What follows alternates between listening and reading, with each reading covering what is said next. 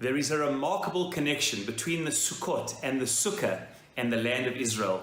The Gaon of Vilna points this out. Firstly, these are the only two mitzvot in the entire Torah that we're commanded to dwell in them, to live in them. It says, Sukkot teishvu shiva yamim. We must dwell in the Sukkah. The Gemara says, teishvu ka'in tadura. The mitzvah is not to sit in the Sukkah, it's to live in the Sukkah.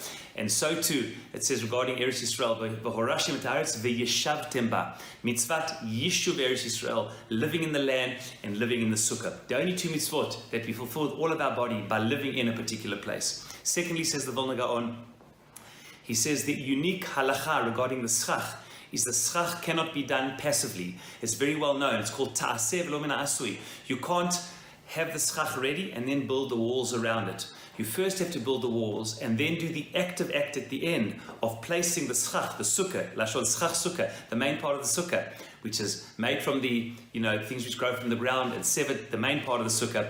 You have to actively place it on in a proactive way, the walls which have already been done. So too, he says, coming back to the land of Israel, the redemption will be one of being proactive. We'll have to initiate things. He sent many of his Talmidim, as we know, in the early 1800s to the land, and were actively and proactively involved in building the Yeshuv of Eretz Yisrael.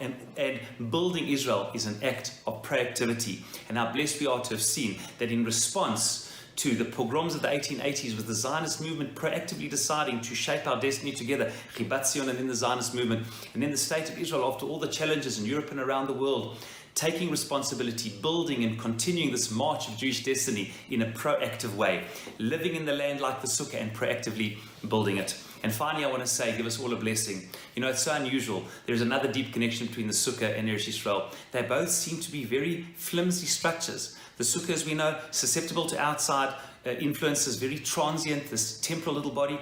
And so too, it seems the land of Israel, this tiny sliver of land, less than 1% of the entire land mass, not the most defendable borders in the world, no big natural borders and frontiers like other countries have.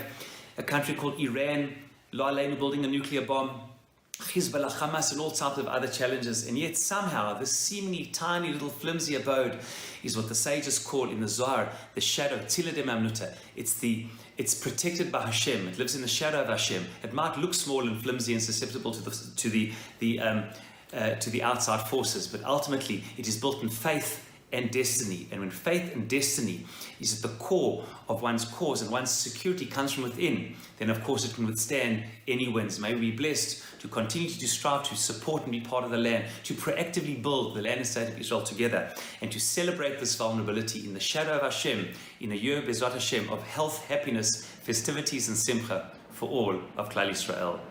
Chag Sameach and Shabbat Shalom.